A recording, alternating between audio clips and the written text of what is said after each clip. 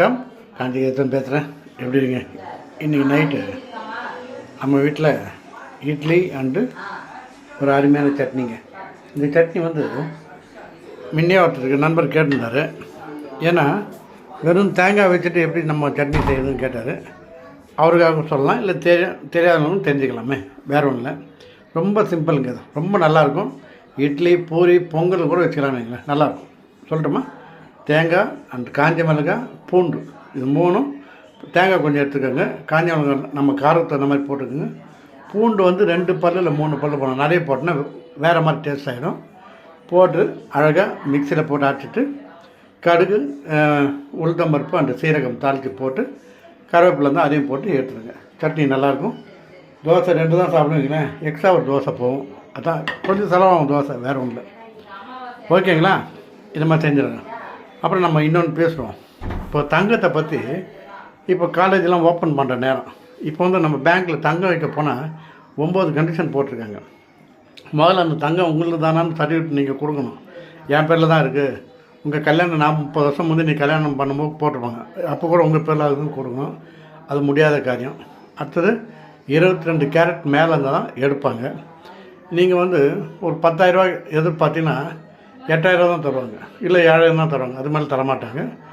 அதே மாதிரி நீங்கள் கடன் தங்கம், அதாவது நகை வச்சுட்டு 1 இயருக்குள்ளே நீங்கள் மீட்டணும்.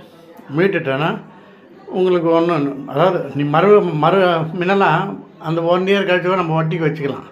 வட்டி கட்டால் போதும், அது அப்படியே ரினியூவல் ஆகணும். இப்போ அப்படி கிடையாது. 1 இயருக்குள்ளே நீங்கள் அந்த நகையை எடுத்துடணும். எடுத்துட்டா அந்த டேட்டுக்குள்ளே எடுக்கணும். இல்லைன்னா மறுநாள்னா 5,000 ரூபா ப்ளஸ் ஆகிடும் வட்டி.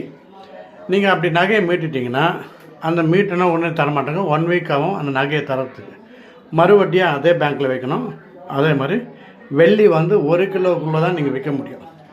1 கிலோ மேலெலாம் எடுத்துக்க மாட்டாங்க. தங்க காயின் வச்சுக்கிறேன்னா அது செல்லுபடி ஆகாது. காயின்லாம் எடுக்கவே மாட்டாங்க. அதெல்லாம் அந்த 9 விதியில் வருது, அதெல்லாம் கொஞ்சம் பார்த்துக்குங்க. அதே மாதிரி நகை வந்து ஒரிஜினலான்ட்டு பேங்க்கில் இந்த அப்ரைசன் இருப்பாங்க, இந்த தங்கம்லாம் தேய்ச்சிப்பாங்க. அவங்கெல்லாம் கிடையாது. அதுக்குன்னு ஒரு இடத்துல போய்ட்டு அவங்க வந்து சர்டிஃபிகேட் பண்ணணும், இது நல்ல நகை தான் அப்படின்னு கொடுத்தா தான் எடுத்துப்பாங்க. இந்த கல் வச்சது அதெல்லாம் கொஞ்சம் தேய்ச்சி பார்ப்பாங்க. இதனால் இருக்குது, இப்படி இருக்குது. அதனால் ரொம்ப கஷ்டம். இது வந்து ஒன்லி பேங்க்குக்கு தான். இப்போ இதனால் யார் பிழைப்பாங்கன்னா, வெளியே இருக்க தனியார் அந்த தனியார் பேங்க்கு அவங்க தான் பிழைப்பாங்க. இப்போ வந்து 10 லட்சத்துக்கு நான் கடன் வச்சுருக்கேன் வைங்களேன். இப்போ ஒரு காலேஜ் அட்மிஷன் இருக்கேன், இல்லை எதுக்கோ சம் மெடிக்கலுக்கு வச்சுருக்கேன். நான் அந்த நகையை மீட்கணும்னா அந்த 10 லட்சத்துக்கு கட்டணும். என்னால் இன்றைக்கி பெரட்ட முடியும்னா நான் வெளியேற்றில் வாங்கணும்.